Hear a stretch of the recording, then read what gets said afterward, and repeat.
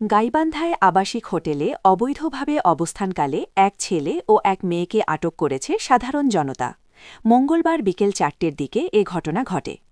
খবর পেয়ে ঘটনাস্থলে উপস্থিত হন সদর উপজেলার ইউএনও সৈয়দা ইয়াসমিন সুলতানা ও সদর থানার ওসি মোহাম্মদ শাহিনুর ইসলাম তালুকদার। পরে আইনশৃঙ্খলা পরিস্থিতি নিয়ন্ত্রণে এনে আইনের আওতায় নেওয়া হয় আটককৃত ছেলেমেয়ে ও হোটেলটির ম্যানেজারসহ মোট ৩ জনকে। আমি বললাম যে তারপরে মব সৃষ্টি করেন,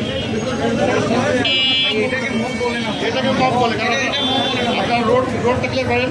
একটা অনৈতিক কার্যকলাপ আমরা করছি, এটা যদি মব হয় তাহলে কি আমরা মব করে আমাকে হিসাব লাগে নিয়ে যাওয়া অ্যারেস্ট করে রোডের উপর যারা যেটা করতেছেন সেটা ঠিক আছে। আপনি রোডটা ক্লিয়ার করেন।